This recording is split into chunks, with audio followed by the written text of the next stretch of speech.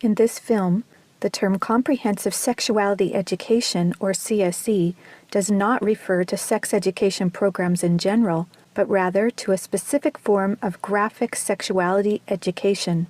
CSE is designed to change the sexual and gender norms of society, promotes high-risk sexual behaviors, and encourages even the youngest of children to experiment sexually. For the protection of the viewer, explicit images from CSE text that will be shown have been blurred out. However, the subject matter is still not appropriate for children.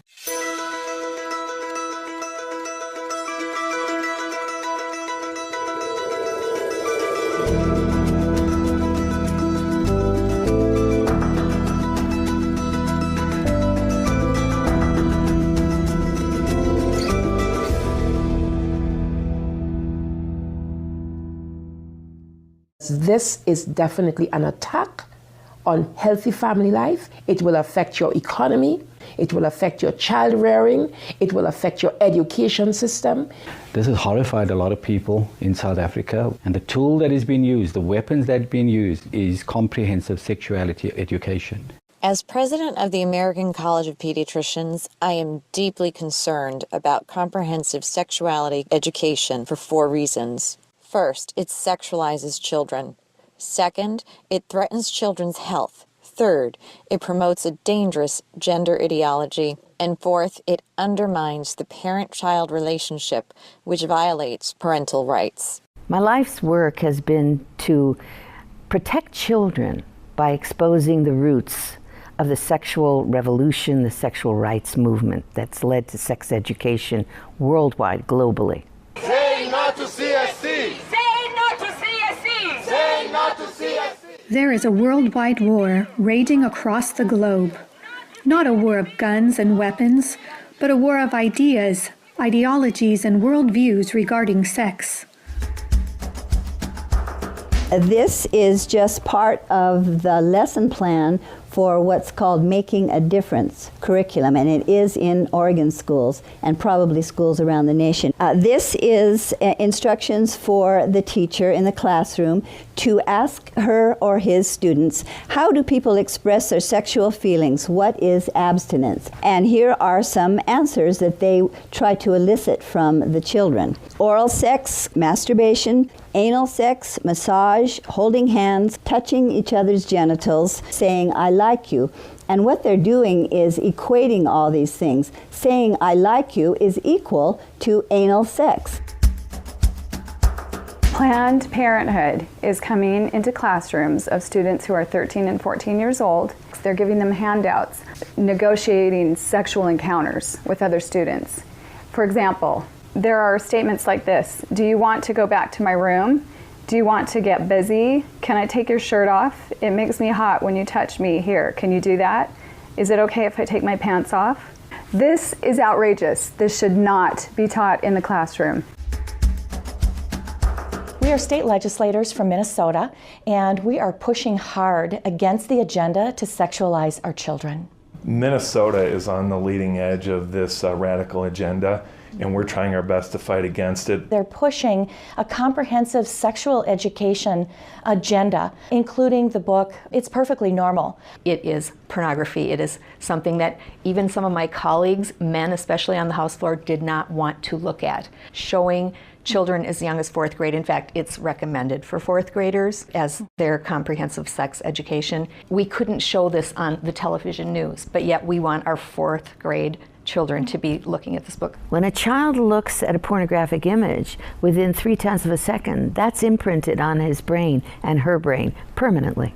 We know that there's an action that takes place which is called mirroring images, so that children will want to or will act out what they see.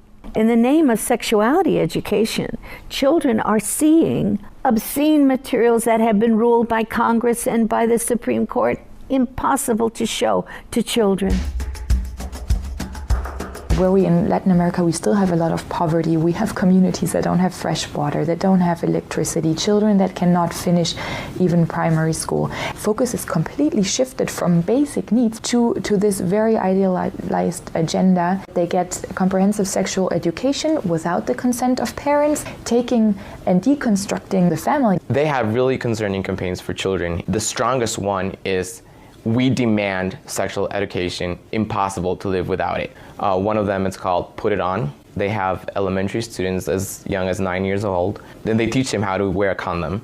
And they have this plastic genitalia, and they even have young girls. They're teaching them how to put a condom on a male genitalia and boys how to put a condom on a women's genitalia without the knowledge and consent of the parents. Most people are unaware that International Planned Parenthood Federation, also known as IPPF, is one of the largest providers of graphic, comprehensive sexuality education programs. With 65,000 service points in over 170 countries, this should concern governments and parents everywhere. My brother Luigi and I had an opportunity to go to the United Nations and give a speech on the UN floor. First, my brother explained about how we became orphans when both of our parents died of AIDS. I told them how Planned Parenthood was passing out a booklet for HIV-positive youth at the United Nations called Healthy, Happy, and Hot. This is for the kids who have AIDS. The booklet says its purpose, and I quote, "To support your sexual pleasure." It tells youth they can have sex in different ways.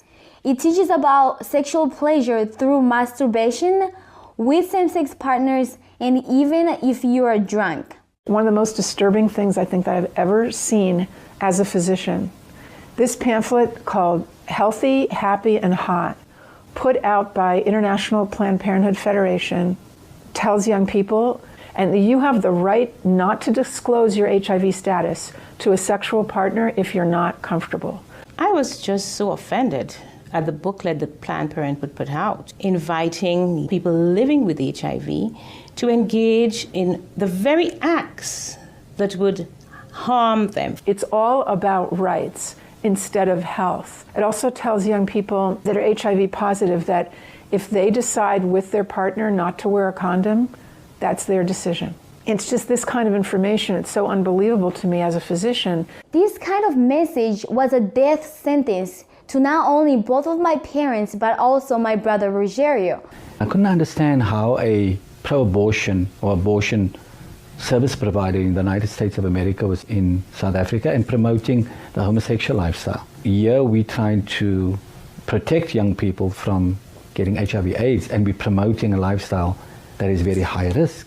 In Guatemala, an affiliate of Planned Parenthood is huge. They have more than 2,600 service points, 27 permanent clinics, and 5 mobile units. Planned Parenthood became very active in the 90s in Russia after the collapse of Soviet Union. They would provide textbooks for the Russian Ministry of Education and penetrate the official educational networks. Some of those textbooks were really bad and tried really to sexualize children. The Swedish Planned Parenthood presented a film of about 30 minutes, an animated film which is addressed to young people of 13 to 14 years old. It is called Sex on the Map. In this film, the young people are taught that anything is okay as long as you agree and it feels all right for you. International Planned Parenthood Federation, especially in the Latin American region, is omnipresent.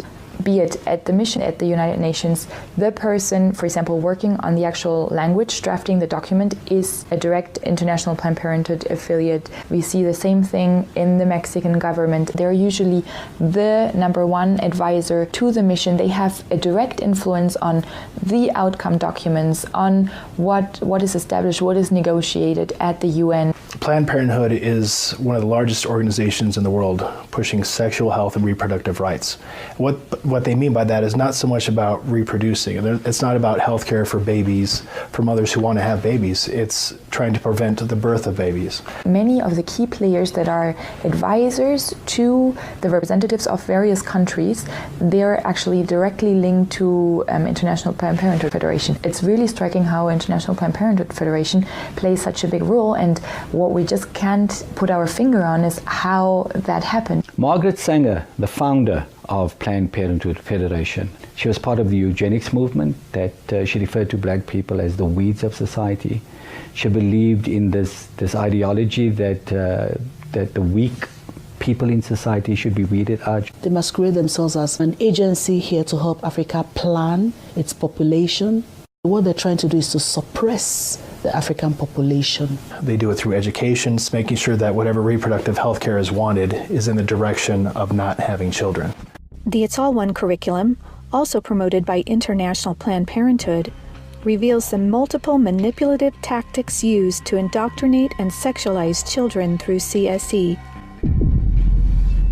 Like other CSE programs, It's All One claims, among other things, to be evidence-based, comprehensive, human rights, gender-sensitive, and culturally appropriate education that will increase young people's responsible decision-making, to reduce adolescent rates of pregnancy and sexually transmitted infections, including HIV. It's All One, however, like most CSE programs, is really just cleverly disguised abortion rights, sexual pleasure education, masquerading as human rights, gender, and sexual and reproductive health education. It indoctrinates youth in radical feminist ideologies regarding power, privilege, and equality. It aggressively promotes abortion with 112 references to abortion, manipulating young minds using scare tactics, telling girls, every minute of every hour a pregnant girl is dying, so we need to legalize abortion. Students are then required to read stories of girls who have had abortions so they can learn to walk in her shoes in the decision to have an abortion. Like other CSE programs, It's All One has an obsessive focus on sexual pleasure, mentioning sexual pleasure 62 times. It promotes multiple sex acts, the idea that one sexual practice is not better or worse than another, and instructs children on how to stimulate themselves or their partner to orgasm. Children are also asked to read personal stories about feeling sexually attracted to someone of the same sex. It also helps students identify the skills they need to be able to negotiate comfortable sexual relationships, and claims there is no right age to have sex, and that each person has to determine when he or she feels ready to have sex. To explore their readiness, children fill out a worksheet that infers children are ready to have sex when they are feeling close to the other person, when both of you want to have sex, when you are feeling sexually attracted to the other person, and when you're feeling comfortable about telling the other person what feels good sexually. It teaches that human rights encompass sexual rights, including alleged rights to all persons to sexual expression and the right to seek sexual pleasure. Students are also given a list of problems they can work on or advocate for, such as adolescents don't have access to sexual and reproductive health services, and where abortion is illegal, it is dangerous. It's All One curriculum has been in high demand since it was launched several years ago at the United Nations, with requests coming from more than 150 countries and from every state in the United States. This program has been taught to children across the world. It can be difficult to understand why any organization would promote promiscuity and high-risk sexual behaviors to children through comprehensive sexuality education. However, hooking children on sex is a multi-billion-dollar business for Planned Parenthood and other similar organizations. This is because children, or prospects, once sexualized, become Planned Parenthood customers, dependent upon their services, and then are turned into peer advocates or educators, recruiting other young people as peer educators to generate even more customers for Planned Parenthood. Some of the lucrative, youth-friendly services Planned Parenthood and their partners provide include sexual and reproductive health counseling, contraceptive counseling, including emergency contraception, abortion services, sexually transmitted infections, including HIV prevention, treatment, and counseling, and now they even provide transgender hormone services. Planned Parenthood aggressively and quite successfully lobbies governments and the United Nations for millions of dollars annually to fund their multiple services and programs, including CSE. Some of their top executives receive high six-figure salaries, Yet, most governments are completely unaware of their true sexual agenda. Just looking into the next years in the context of the Sustainable Development Goals, that determines the agenda for the next 15 years. The voice is very, very biased. It's just International Planned Parenthood Federation and their affiliates who actually make the suggestions. The United Nations is also aggressively pushing CSE for children worldwide. A prime example of this is the International Guidelines on Sexuality Education, published by UNESCO in cooperation with UNFPA. Some of the objectives of the UNESCO Sexuality Education Guidelines include teaching children, among other things, at age 5, that masturbation is not harmful, at age 9, about sexual stimulation and the definition and function of orgasm, at age 12, about respect for different sexual orientations and gender identities, and at age 15, that both men and women can receive sexual pleasure with a partner of the same or opposite sex. When I got to the UN behind closed doors, I was really shocked. Comprehensive Sexuality Education, which was being pushed at us, really meant encouraging children to experiment sexually. The Comprehensive Sexuality Education is presented as a silver bullet that would solve all the problems. It's seen as the index to economic growth, as a solution to poverty, as a solution to everything. Even more disturbing are the World Health Organization standards for sexuality education in Europe. These standards actually suggest that children ages 0 to 4 should be given information about enjoyment and pleasure when touching one's body parts or masturbation, and given the right to explore their gender identities. For ages 4 to 6, children should be taught about same-sex relationships and respect for different norms regarding sexuality. For ages 9 to 12, the differences between gender identity and biological sex, and about their sexual rights as defined by International Planned Parenthood Federation. And finally, for ages 15 and up, children should learn to celebrate sexual differences, about violations of their sexual rights, and their alleged right to abortion. The UN's Children's Agency, UNICEF, also promotes comprehensive sexuality education, and as far back as 1999, UNICEF was also found to be promoting the sexual pleasure agenda. For example, on page 89 of a UNICEF-published Sexual and Reproductive Health Manual for Pregnant Teens in Mexico, UNICEF listed situations in which one can obtain sexual pleasure that included sexual responses directed towards inanimate objects, animals, minors, and non-consenting persons. The way they're doing this is to actually penetrate our schools. And so once it changes at the policy level, then we'll probably have no control over what is taught in the schools and who teaches it.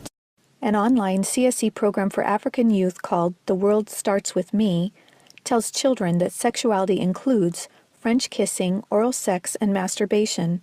It then tells them it's their own choice if they want to lose their virginity. It shows children pictures of naked girls and boys in various stages of development, and then asks them to point out differences in their private parts. Parents likely will never know, as it is all done online away from home. This program has been found in Kenya, Uganda, Ethiopia, and Ghana, and is probably in many other African countries. We have had several high-level visits to Jamaica and the Caribbean from Prime Minister David Cameron of the UK, from the Secretary General of the UN Ban Ki-moon, and from President Barack Obama. This is about pressuring the Caribbean to accept the sexual rights campaign. Letters have been written, try to get the Nigerian delegation to actually yield in matters of comprehensive sexuality education. The UN is for all countries, great and small.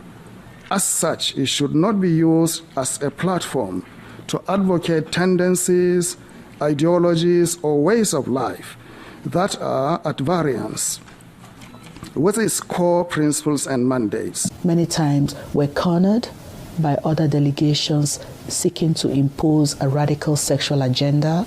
We were confronted with a text that was replete with controversial issues, extremely divisive in nature. The Nigerian government was actually told by the Western countries that if they do not give in, that they will be denied foreign aid. Let me express serious concerns regarding UNFPA's attempt to discredit the government of Nauru and its permanent mission to the United Nations during these negotiations. UNFPA has tried to convince my country to change our positions on issues such as reproductive rights and comprehensive sexuality education. Harassing my capital or going through UNFPA's regional office in the Pacific will not change my country's position. Madam Chair, does the UNFPA think it can do this because Nauru is the smallest member state of the United Nations? The interests of organizations like UNFPA and IPPF is to get parents out of the picture and to radicalize and sexualize children. At the UN, if parental rights is being proposed in a document, it's thrown out.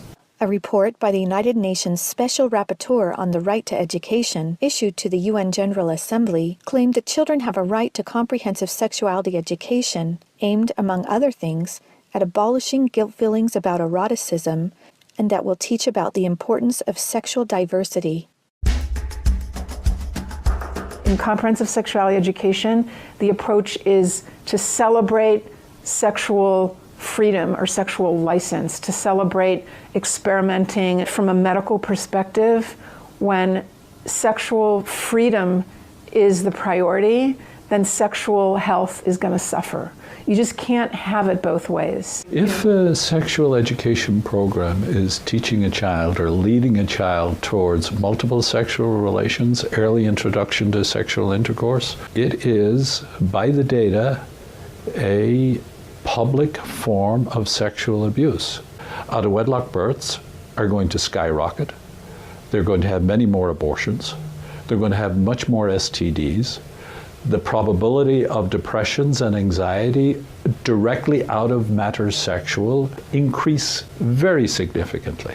So our country had a secret visit from the U.S. Special Envoy for LGBT Rights, Mr. Randy Berry. He was accompanied by the Senior LGBT Coordinator for USAID, Mr. Todd Larkin, to try and see what the Jamaican climate was regarding sexual rights and how they could influence change. We were able to notify the public about this visit and to send a very clear message to the U.S. government that Jamaica will not be pressured into changing our values and our culture that protects the family. The Center for Disease Control, in their own research, shared information that 2% of the population of the US are men who have sex with men.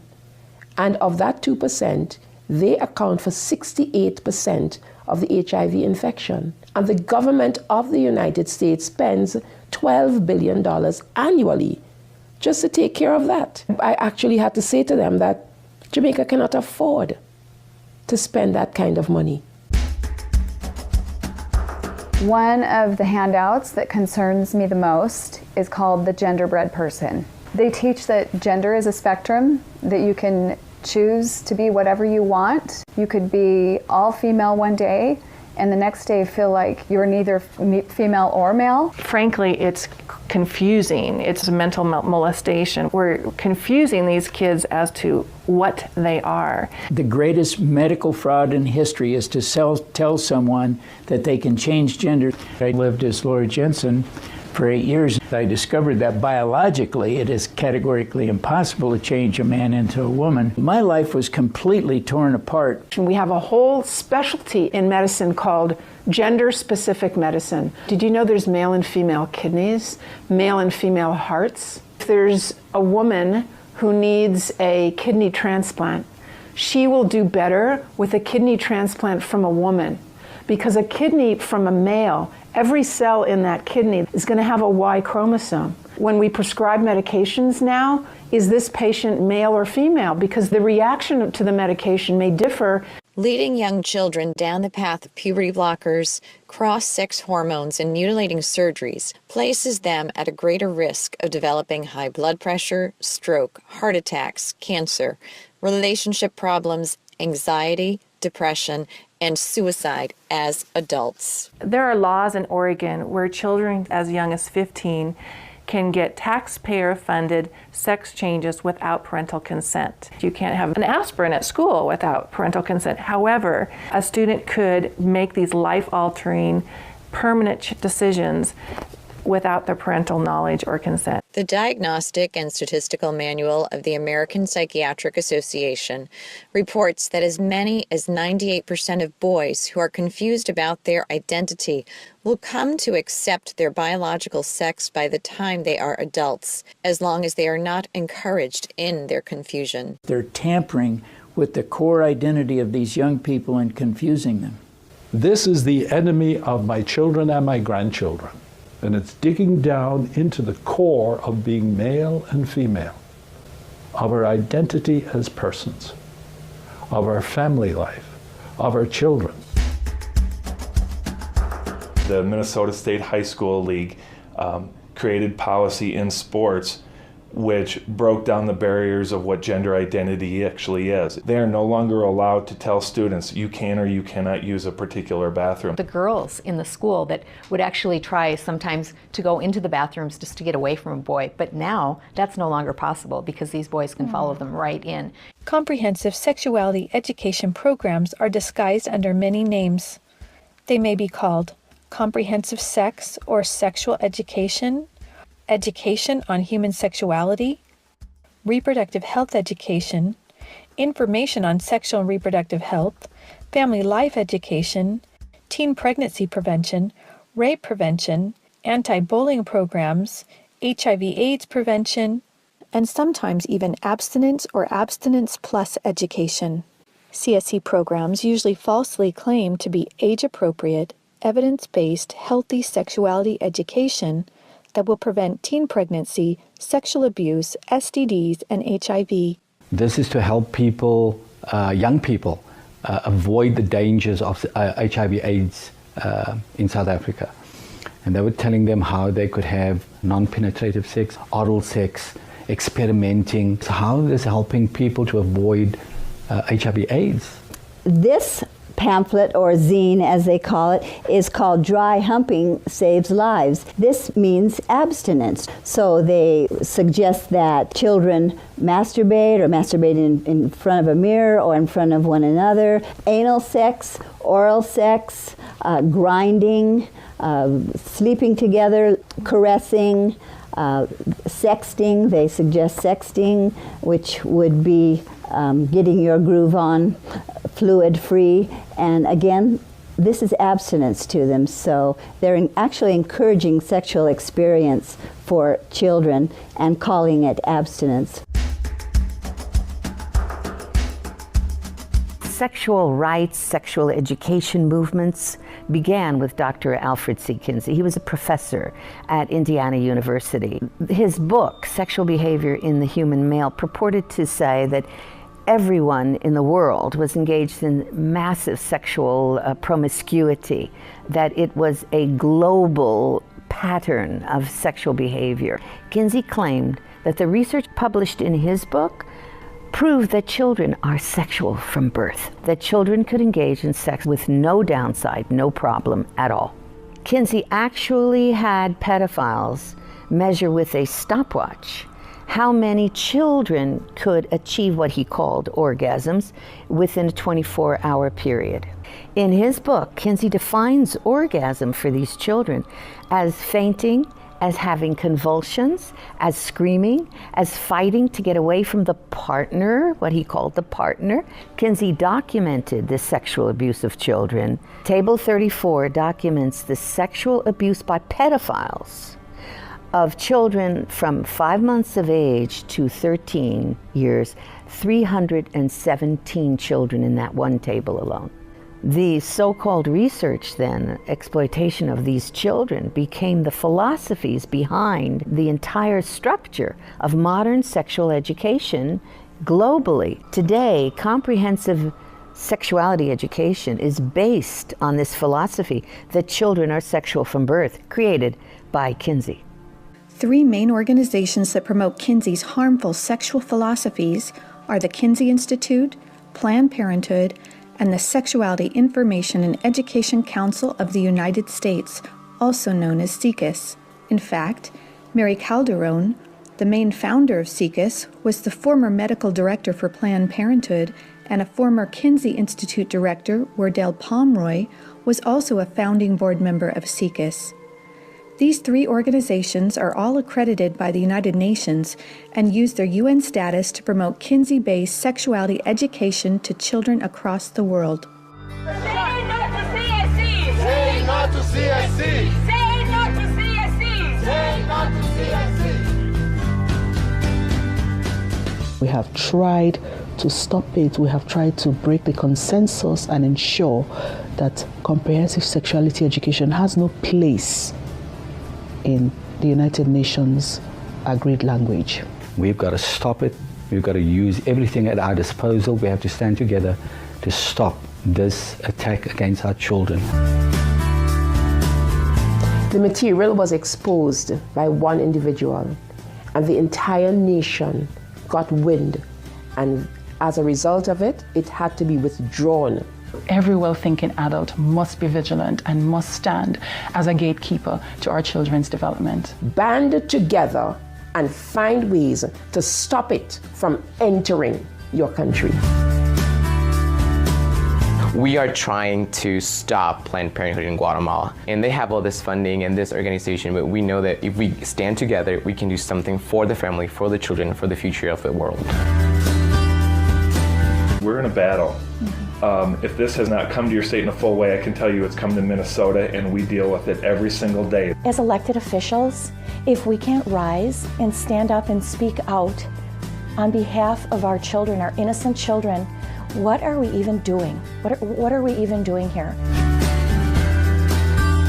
We stopped the Kinsey Sexuality Education Program in Croatia. I went to Croatia. I held up the Kinsey books in Parliament. I described to them the basis of the Kinsey books and held up the Children of Table 34. And the Constitutional Court banned that sex education program. The American College of Pediatricians wants policymakers to understand this. When considering a sexuality education policy, be certain you specify that it be a sexual risk avoidance program. You must reject comprehensive sexuality education. We want to teach children to avoid all the risks, 100% of the risks, by avoiding early sexual behavior. These people, whoever they are, who want to make the sexual only about the pleasure, are working to destroy everything we are building. We resist it, even with our lives, because that's what life is all about. It is time for parents to say, no, my family is mine. My wife is mine. I am hers. Our children are ours. They don't belong to the state. And people of different faiths can easily band together on this. I may be a devout Muslim. I understand this. I'm a devout Mormon. I understand this. I'm a devout Roman Catholic. I'm a devout evangelical. On this parental issue, we are all together. Just understand, it's happening on our watch. If we don't do something about it, it is all of us that carry that guilt. Men have to rise up, defend their family. On matters sexual, the fathers have got to stand up. Say, you have no place talking sexuality to my children.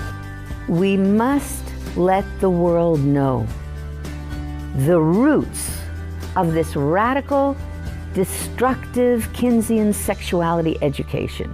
That is the only way we will be able to stop the corruption, the destruction of the world's children. Family Watch International invites good people from all around the world to join us in this worldwide battle to protect the health and innocence of children. To learn more and to sign the petition to stop comprehensive sexuality education, go to stopcsc.org. You can also help by encouraging others to watch the documentary and sign the petition as well. Together, we can and will protect the world's children.